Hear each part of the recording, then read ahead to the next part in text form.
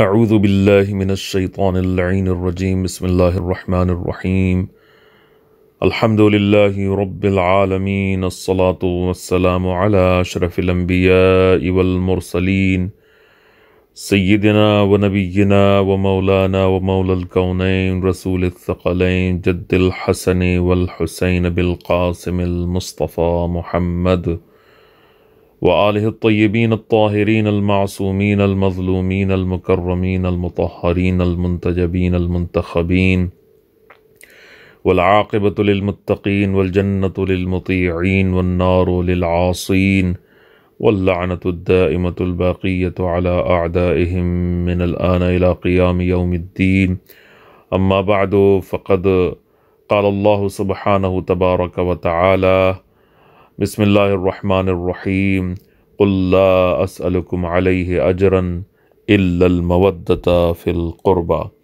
بسم الله الرحمن الرحيم رب اشرح لي صدري ويسر لي أمري واحلل عقدة من لساني يفقه قولي.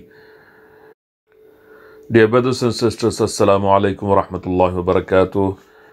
Inshallah, we'll continue our theme on what happened after the incidents of Karbala.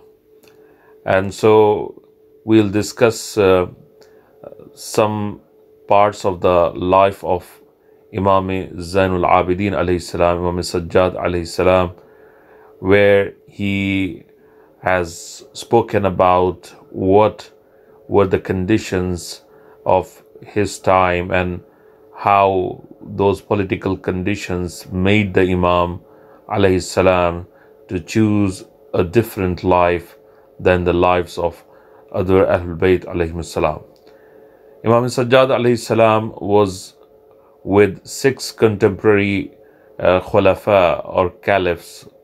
Rather, they were kings, not the khulafa, none of whom recognized the merits and fadail of Ahlul Bayt alayhim salam.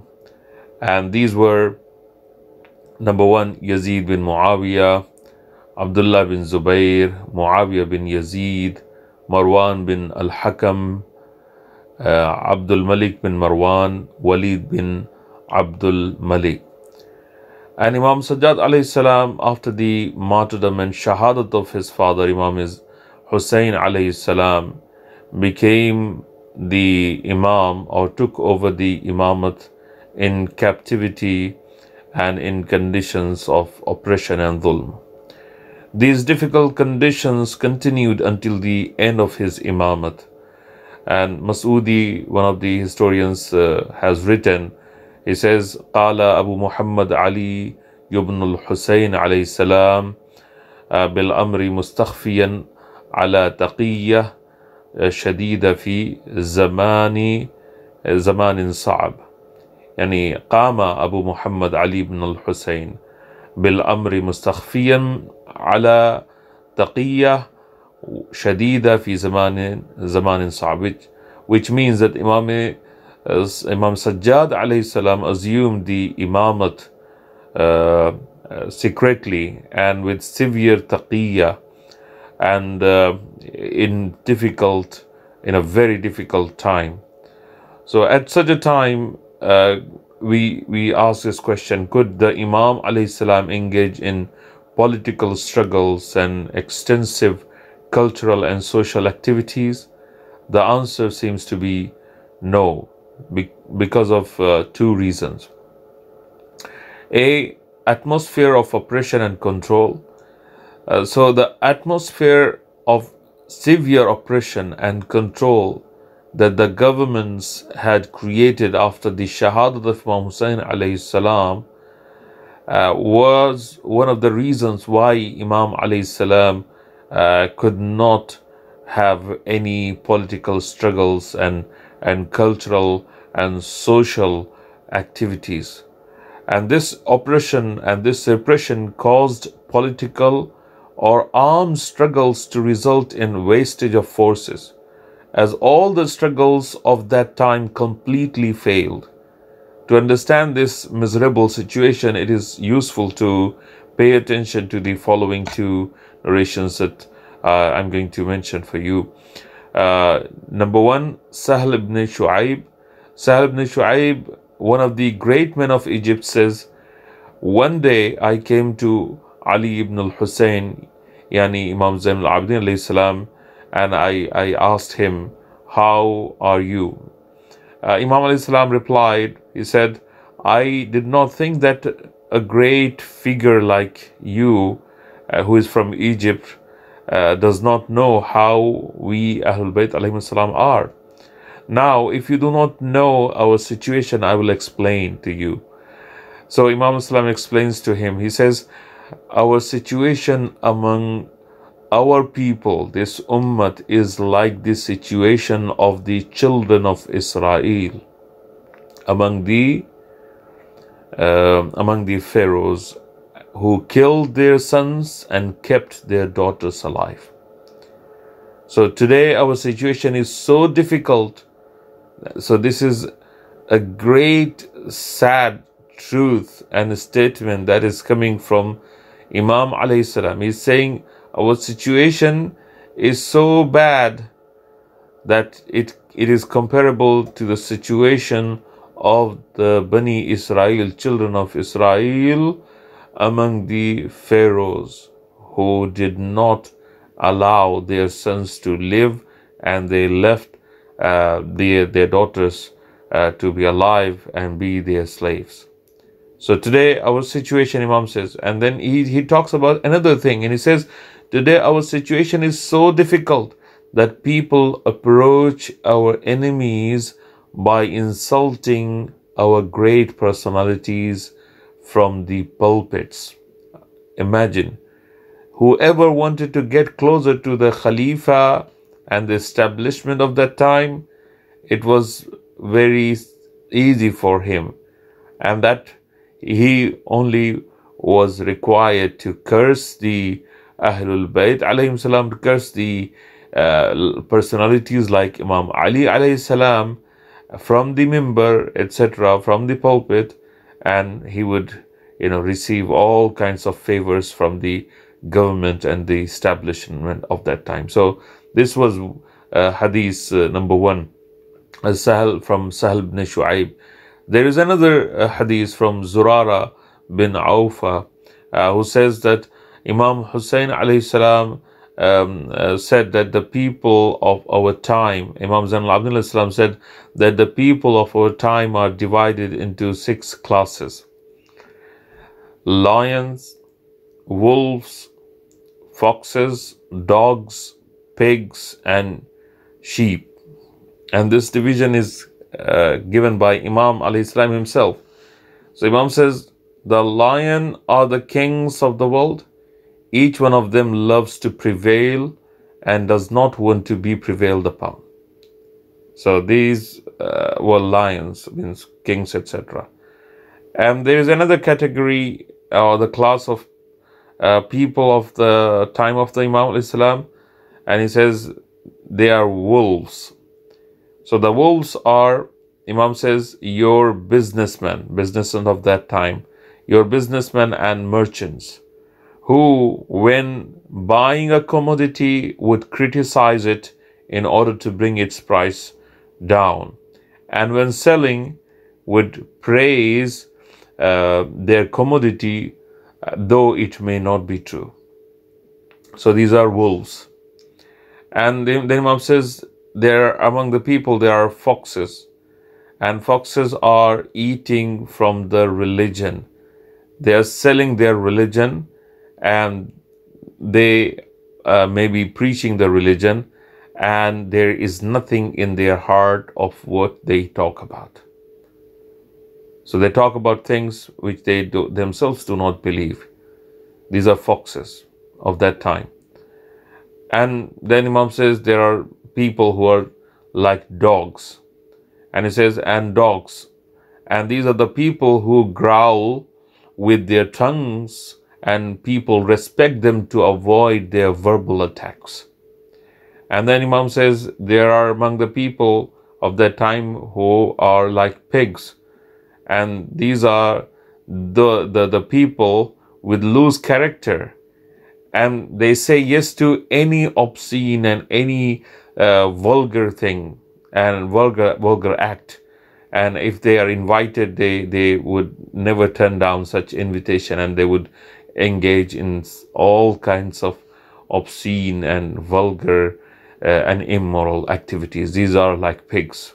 And the Imam says the last one is the category of the people are the sheep, and the sheep are stuck among all these animals, lions and wolves, foxes, dogs, and pigs. And I think this categorization of the people by the Imam alayhi salam is still true. It's only we need to pay attention to it and try to take in this information and try to see the wider world where people are actually acting like these animals that Imam al-Salam has talked about.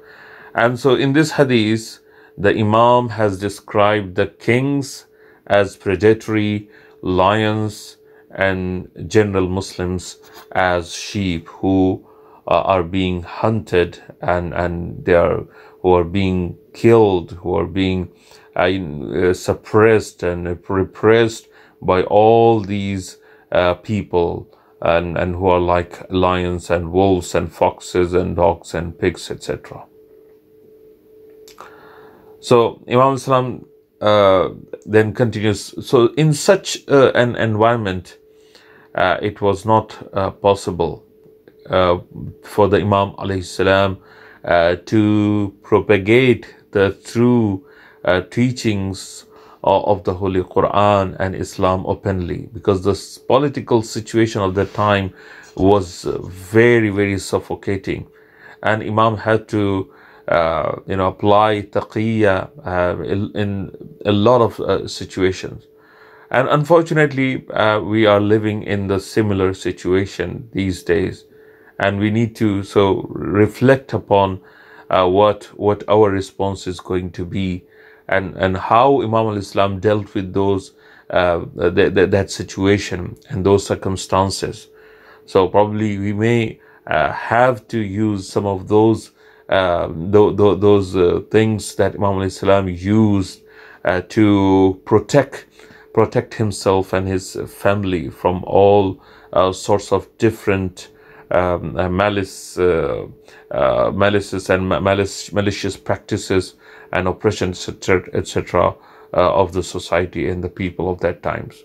So we need to reflect on it, and how we are going to protect ourselves and our families, and how are we going to protect the iman of our families. And we would be required to think carefully and wisely in such times that we are living in, just as Imam Zainul Abidin alayhi salam and all the other Imams alayhi salam did after him. So this was the first point. The second point is the unhealthy cultural conditions of that time. There were political circumstances were not right after the martyrdom of Muhammad, and then the Bani Umayyah tried to destroy the religion of the people by making them engage and making them live a life which was full of sins and devoid of all sorts of religious activities. And Islam was just there in name. And as you would know, that the hadith was prohibited, and people did not know what true religion was. And the people who could explain the Quran and explain the true teachings of the Prophet ﷺ and true religion of Allah subhanahu wa ta'ala, they were not allowed to do that. And one of them was Imam Hussein alayhi salam himself, who was the Imam and rightful inheritor of the Khilafat of the Prophet sallallahu alaihi wasallam. So he was mercilessly killed, and so Imam Zainul Abidin alayhi salam also had to go through such situation. And so if we look at the conditions of the people of that time, we would definitely be surprised. And there the situation and circumstances of at that time are so similar to our time that it looks like as if we are talking about our time. Let's look at these conditions. So the conditions were very, very unhealthy. In very good words, if I want to use good words, I would say unhealthy cultural conditions of that time. And due to the unhealthy activities of the governments of the time and the various motives that existed at the time, the people were driven to slavery of the nafs, slavery of their desires, and so on and so forth. And with such people, it was not possible to do even the fundamental work of religion unless there was a spiritual transformation in them. In this situation, all the efforts Imam Sajjad alayhi salam were to keep was to keep the flame of his spirituality alive and lit. And this was not possible except through prayers, through du'as, and through munajat and supplications and reminders by the Imam alayhi salam. And that's why we see so much focus on du'as and supplications and munajat, etc. by the Imam alayhi salam, because the spiritual state of the ummah was altered. It was living in the time of fitna, in the time of devilish fitna, where people had lost their true iman, their true self actually. And there are some historical things that I want to mention, and they say that regarding the prevalence of false and obscene culture of slavery of the nafs that is mentioned, and one of the researchers writes, he says, ghina, that is singing, etc., and dancing were held in Medina. These parties of ghina and dancing were held in Medina, and men and women were sometimes together, and there were no curtains, which means it was like free mixing situation sometimes that we have these days in our times. And so it is mentioned that Aisha, the daughter of Talha, held mixed gatherings of men and women in which she sang, and she sang with pride. And Medina was full of women singers, and they played an active role in educating girls and boys in singing, in ghina, and in spreading singing and obscenity and corruption, etc. So this is mentioned in the historical accounts. It is as if these two great cities of Hijaz, Mecca and Medina, were built for these things, and so much so that not only ordinary people but also some jurists, etc., would rush to such gatherings.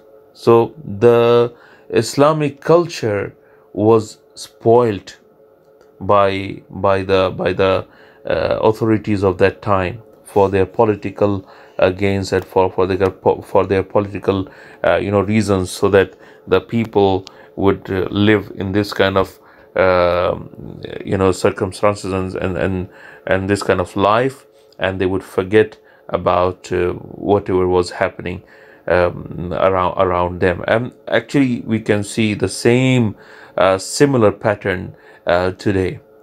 So what was Imam al-Islam's role at that time?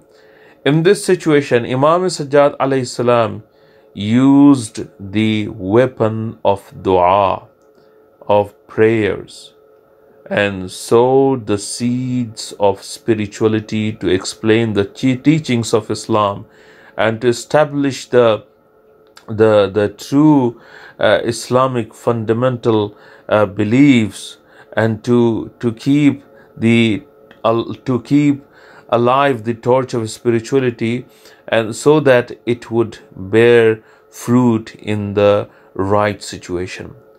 In this situation, Imam Sajjad alayhi salam used the weapon of dua. So this is where we need to pay attention, that if we want to come out of this situation that we are in, we need to focus on our spirituality, and we need to drive our focus away from materialism and materialistic lifestyle. And these days there are so many excuses for being materialistic, and unfortunately, and neglecting the spirituality and spiritual aspects of our lives.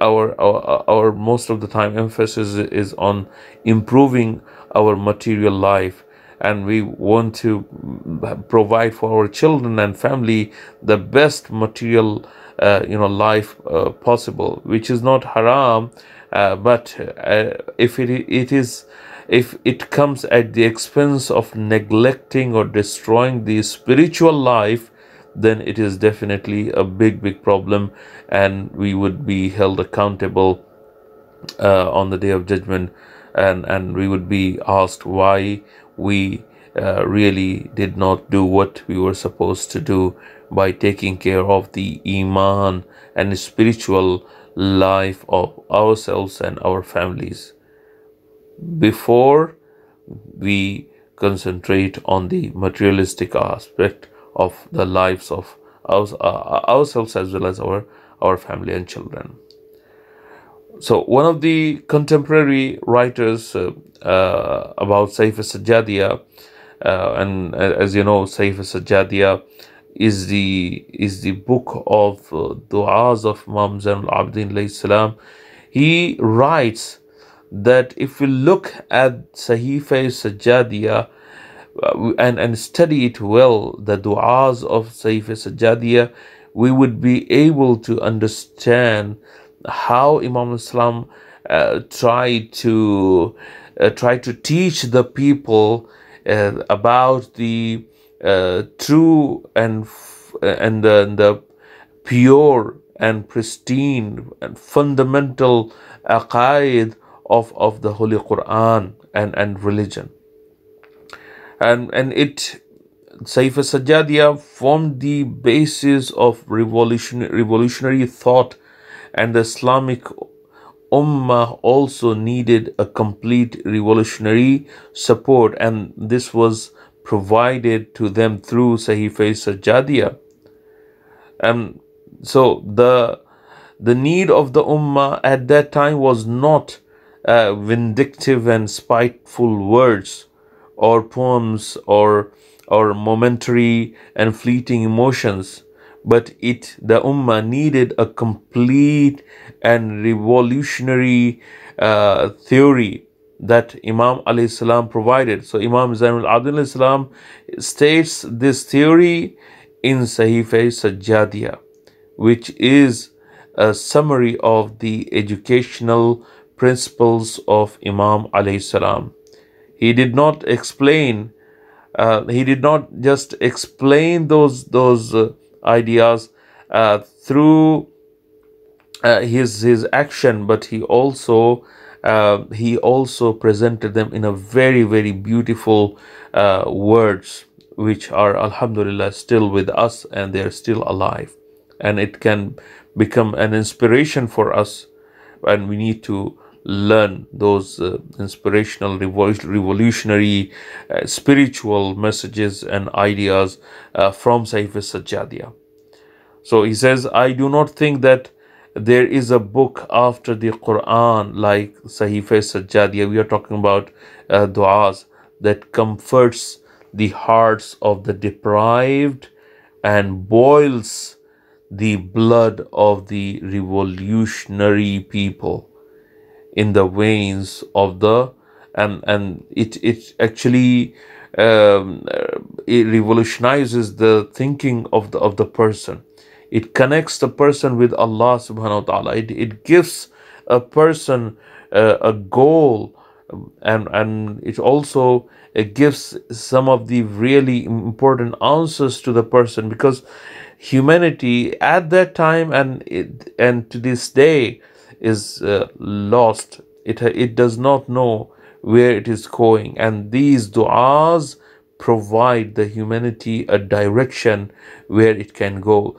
So Imam al-Islam guided the revolutionaries of that time, and he helped them, those mujahideen, he helped them by giving them a theory, a direction. So the title of the book is Prayer and Supplication, but it is not devoid of issues of struggle, of jihad and siyasat and politics.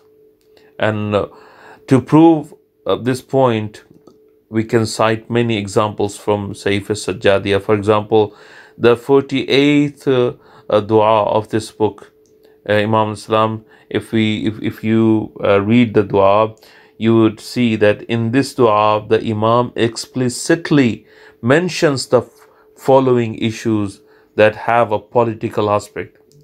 So Imam says in the same dua, the position of the caliphate or khilafat is reserved for the divine khalifa, for the divinely appointed khalifa and chosen ones, and they have been selected by Allah subhanahu wa ta'ala, not elected by the people.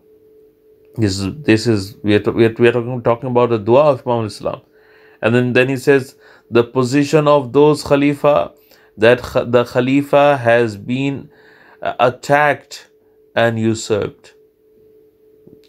And then he says God's commandments have been changed and God's book has been neglected. And then he says divine duties have been distorted. Then he says the tradition of the Prophet ﷺ has been abandoned. All these things have been mentioned in dua. He says, Allahumma inna hadha al-maqama li khulafaika wa asfiyaika wa mawadi' umanaika fi ad-darajati ar-rafi'ah alladhi khasastahum biha.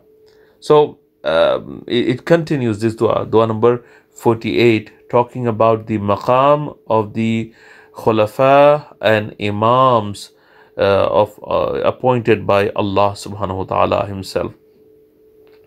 Another dua where Imam Islam touches on some of the positions of Ahlul Bayt alayhim salam. So in dua number 47 of this book, Saif al-Sajjadiyah, Imam Islam mentions that while the Ahlul Bayt alayhim salam were under pressure and Amir al-Mu'minin was being cursed from the pulpits, the Imam alayhi salam in this dua talks about the importance of the Ahlul Bayt alayhi salam and very important issues. And he says the position of the imarat or authority and its leadership is the Ahlul Bayt alayhi salam. It belongs to the Ahlul Bayt alayhi salam. The position of the khilafat, the Imams alayhi salam are free from any evil and are worthy of mediation, wasila between the Creator and the people. Then he says religion is strengthened by an Imam appointed by Allah subhanahu wa ta'ala only. Then he says Allah has made obedience or ita'at to the Imams wajib. And all of these are mentioned in this dua number 47. And look, and if Imam al-Salam wanted to do it in another way, probably, by using some arguments, let's say, or through fighting, etc., it was not possible for the Imam alayhi salam to do that, because they would have killed the Imam alayhi salam, they would have murdered the Imam alayhi salam the way they did to Imam Hussein alayhi salam. So Imam alayhi salam had to use the weapon of dua. Now look at the dua number 14. Imam says this dua number 14 is full of the complaints about the oppressors, and there couldn't be anyone with such characteristics except the rulers of that time. So Imam Sallallahu Alaihi Wasallam say, "Oh, he from whom is not concealed news of the aggrieved. Oh, he who has no need to be told about them by the witnessing of the witnesses. O he whose help is near to the wronged. O he whose aid is far from the wrongdoers. You know, my Lord, how so and so, son of so and so, has harmed me in that which you have forbidden, and how he has violated me in that which you have prohibited, showing thereby ingratitude toward your favor upon him and delusion concerning what you have denied him. O Allah, so bless Muhammad and his household. Keep my wrongdoing enemy from wronging me through your strength. Blunt his blade toward me through your power, and assign to him a diversion in that which is close to him, and the inability to reach his enemy. O Allah, bless Muhammad and his household. Let the wrongdoer not find it easy to wrong me. Give me good help against him. Preserve me from the like of his acts, and place me not in the like of his situation." And so on and so forth. So Imam al-Salam, in this dua number 14, has directly spoken to Allah subhanahu wa ta'ala, asking Allah subhanahu wa ta'ala to punish these wrongdoers who were the rulers of that time, and who were actually making the life of the Imam Salam very, very difficult. And Dua Makarim, if you look at Dua Makarimul Akhlaq, the Dua number 20 of Saif al-Sajjadiyah, this dua is, mashallah, one of the very, very most beautiful duas of the Ahlul Bayt alayhi salam. Even in this dua, Imam al-Salam in a subtle way talks about those people who did dhulm on him, and because of them he could not propagate the right religion to the people and teach them the right path. So he says, "O Allah, bless Muhammad, and Allahumma salli ala Muhammadin wa alih waj'al li yadan ala man zalamani." O Allah, appoint for me a hand against him who wrongs me. وَلِسَانًا عَلَى مَنْ خَاصَمَنِي, and tongue against him who disputes with me, and a victory over him who stubbornly resists me.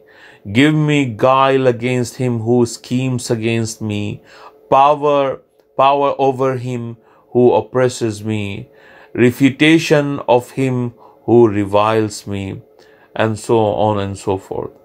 And dua number 49 also contains such phrases.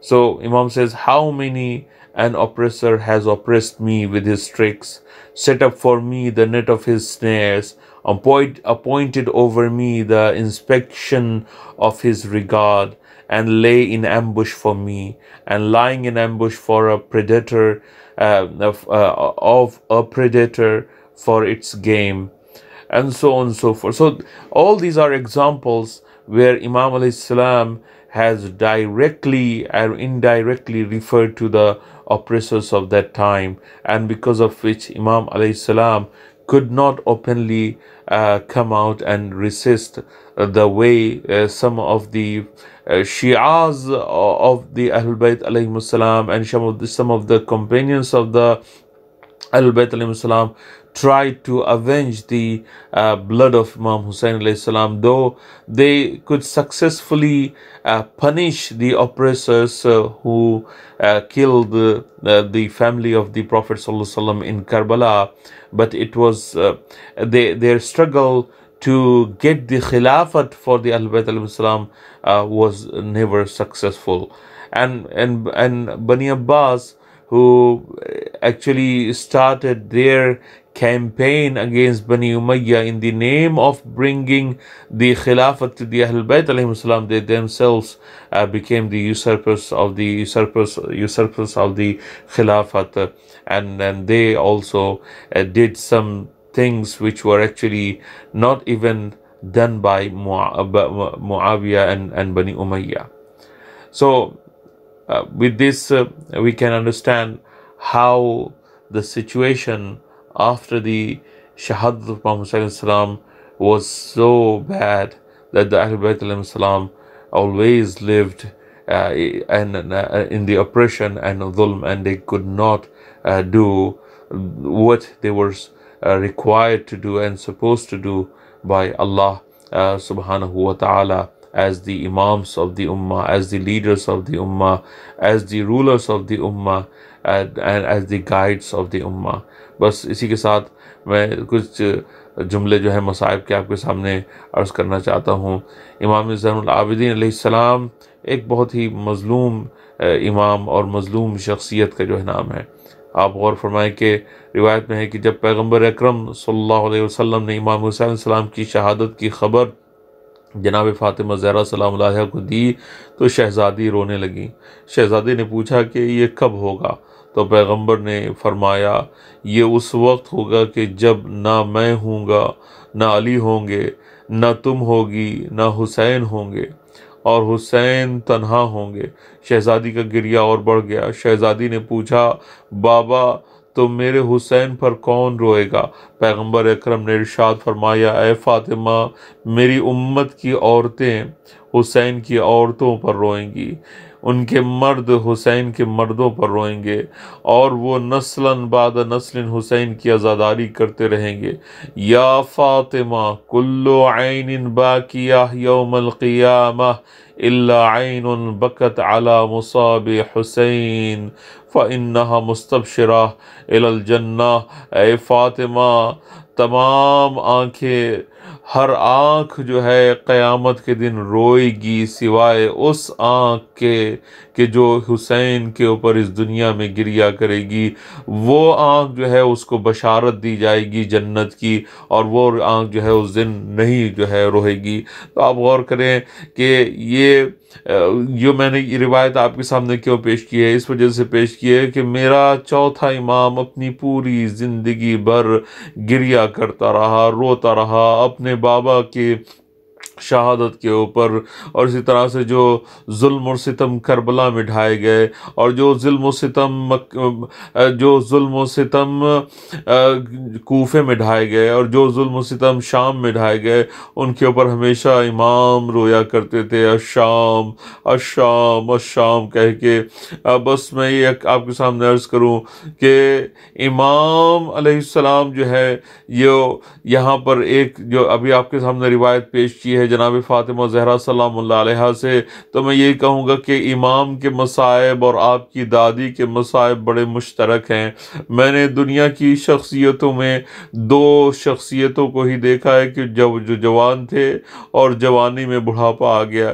ایک اپنی شہزادی فاطمہ کو کہ جو کہ تاریخ نے لکھا ہے کہ بابا کے بعد روزانہ گھر سے نکل کر بیت الحزن تک جاتی تھی، سارا دن ماتم کر کے آتی تھی، لیکن ہاتھ میں عصا ہوتا تھا، عصا کے سہارے سے فاطمہ چلتی تھی.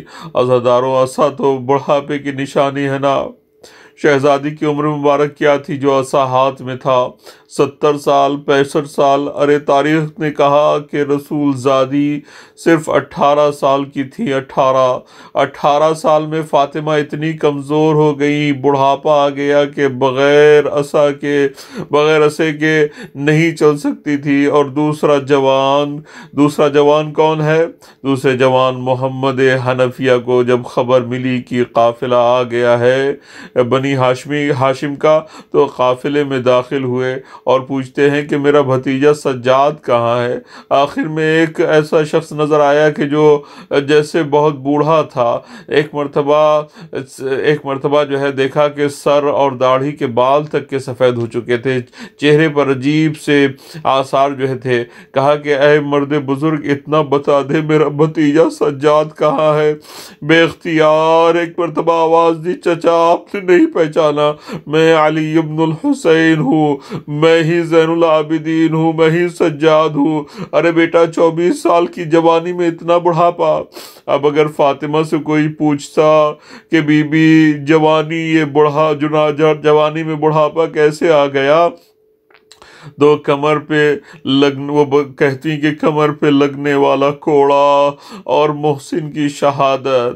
اور سجاد سے پوچھئے مولا جوانی میں بڑھاپا کیسے آیا؟ مڑ کے دیکھیں گے الشام، ہائے وہ شام کے مصائب جو سجاد کو اس جوانی میں بوڑھا کر گئے. عزادارو، دادی اور پوتے کی منزل مصائب میں ایک اور منزل آگے بڑھی. اور وہ کون سی منزل ہے؟ 25 محرم کی رات آئی، آقا کو زہر دے کے شہید کیا گیا تھا. صبح کو میرے 5ویں امام غسل دے رہے ہیں. ابھی غسل شروع ہوا، گھر والوں نے سنا آپ کا 5واں امام جسے آپ پرسہ دینے آئے ہیں، مولا امام باقر علیہ السلام، آج آپ یتیم ہو گئے. مولا ان مومنین سے آپ پرسہ لے لیجئے کہ جو اس مجلس کو سماعت فرما رہے ہیں، ان مومنات سے آپ پرسہ لے لیجئے. لیکن آقا یتیمی آئے بغیر ہتھکڑیوں کی. یتیمی آئی لیکن ہتھکڑیاں تو ہاتھوں میں نہیں تھی. یتیمی آئی لیکن کوڑے تو نہ پڑے. یتیمی آئی، اہل حرم کی چادریں تو سلامت ہیں، بچیوں کے رخسار پر تماچے تو نہیں لگ رہے ہیں، بابا کا لاشا پامال تو نہیں ہو رہا ہے. ہائے وہ کربلا کی یتیمی. ایک بار گھر والوں نے سنا، غسل خانے سے 5ویں امام نے چیخ کے رونا شروع کیا. غسل میت مکمل کر کے آئے. گھر والوں نے پوچھا رونا کس لیے تھا؟ کہا کہ جب میں نے بابا کے گلے پر سے کرتے کو ہٹایا، توق خاردار کا زخم 35 سال کے بعد بھی نظر آ رہا تھا. عزادارو، غسل خانے سے رونے کی آواز یا دادی کے وقت آئی یا پوتے کے وقت آئی. وہاں علی فاطمہ کو غسل دے رہے تھے. وہاں زینب کہتی ہے میں نے بابا سے پوچھا آپ کیوں رو رہے ہیں؟ بس غسل مکمل ہوا. امام محمد باقر علیہ السلام جنازے کو جنت البقیع لے کے پہنچے. ہاں عزادارو، کفن نظر آ رہا ہے. وہ کربلا کا لاشا تھا جو بے گور و کفن تھا. ہاں عزادارو، قبر میں اتارا جا رہا ہے. وہ کربلا کا لاشا تھا جو پامال ہوا. لوگ پلٹے. لوگوں نے کہا سجاد جب سے بقیع میں آئے ہیں کسی بی بی کے رونے کی آواز آ رہی ہے. کہا یہ میری دادی فاطمہ ہیں جو سجاد کا ماتم کر رہی ہیں، جو امام زین العابدین کا ماتم کر رہی ہیں. الا لعنت اللہ علی القوم الظالمین وسيعلم الذین ظلموا ای منقلب ینقلبون. انا للہ و انا الیہ راجعون.